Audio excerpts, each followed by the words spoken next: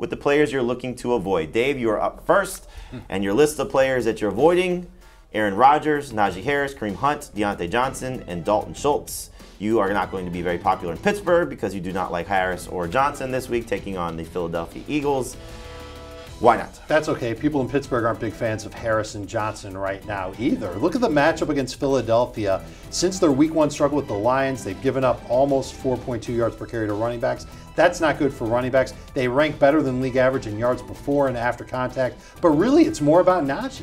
He's a touchdown-needy running back who isn't scoring very often. His explosiveness has vanished. He's averaging 14 carries per game, 3.1 yards per carry per game. He's averaging 2.6 catches per game and 4.8 yards per catch per game. He stinks. He's not that good anymore. This is a tough matchup against an Eagles defense coming off the bye.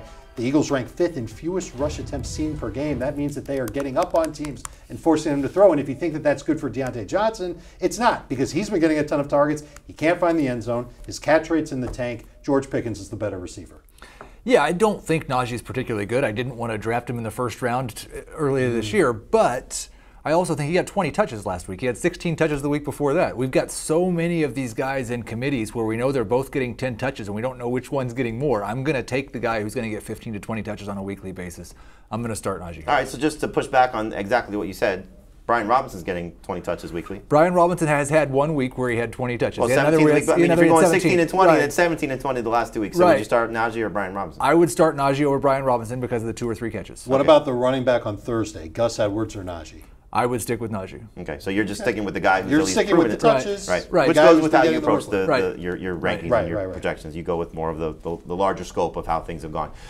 In terms of Dalton Schultz, just give me 20 seconds on Dalton Schultz. He doesn't look healthy when he's running his routes. He can run straight pretty well, but it's not like he's fast. I mean, he's never been fast, but when he tries to change his angles in his routes, he's even slower. And so I think that puts a cap on him. He's a touchdown or bust tight end. Last week he was good for almost 10 PPR points. This week I'm worried it could be a little bit less. Chicago's allowed only 1 touchdown to tight ends this year. All right, so we'll see how things go there. Again, the Bears defense, though, missing a key part. No more Robert Smith. So that should help everybody really across the board, less pressure. So maybe Dalton Schultz, and again, no Zeke, could get a few more targets. So we'll see how that goes for those of you that are still starting Dalton Schultz. But as you see here, consensus-wise, not a slam dunk, as he's just on the cusp of a #1 option. All right, Heath, let's talk about your sits for this week. And Dave doesn't like the Steelers. You're not a big fan of the Bears. You have both running backs here for Chicago as sits, David Montgomery and Khalil Herbert. You're staying away from Brian Robinson, staying away from Jerry Jeudy, and staying away from Kyle Pitts as well. Talk about Chicago's backfield and why you would avoid both of them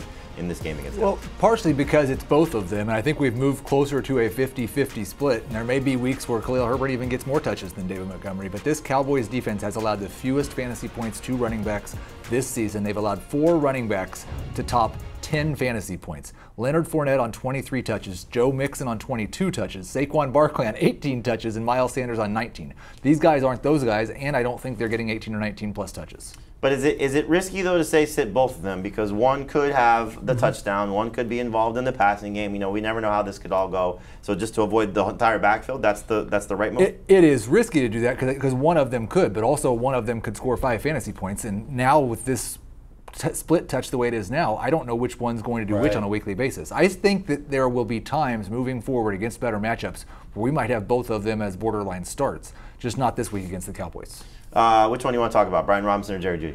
Let's talk about Brian Robinson. We haven't done that enough the last couple of weeks.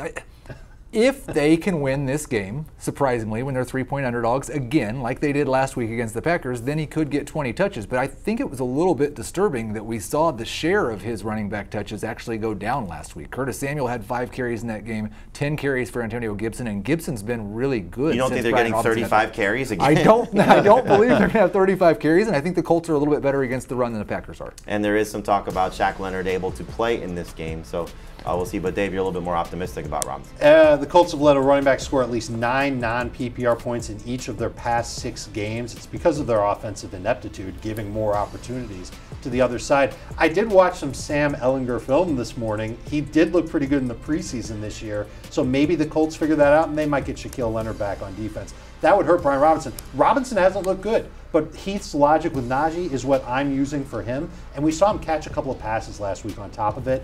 I'm mildly encouraged that Robinson could still be that guy in Washington. So he's a start, but he's a low-end #2 running back type of start.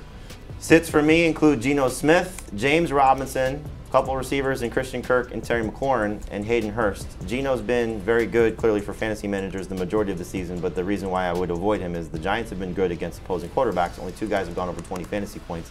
That has been Ryan Tannehill and Aaron Rodgers, and Tannehill has the most at 22, and Geno Smith may not have DK Metcalf. I would not be starting Geno Smith this week if you can avoid it. Don't like the setup for him, especially with mostly how Ken Walker has been running and dominating in the backfield there. The 2 receivers hard to get away from. Christian Kirk, coming off a great game last week against the Giants, was about an inch or 2 away from scoring a touchdown, having a monster performance, and Terry McLaurin, first big game for him with Taylor Heineke.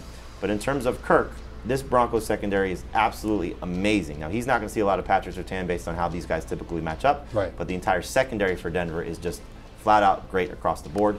And then in terms of McLaurin, this is the #1 team in terms of fantasy points allowed. Fewest fantasy points allowed the Colts are. And so I don't know McLaurin is automatically a must-start guy just because Taylor Heineke is the quarterback. I think he's a good start. Both those guys, Kirk and McLaurin, good starts in 3 receiver leagues. But if you can avoid them in 2 receiver leagues, that's something I would try to do just based on the opponents that they're facing for this week.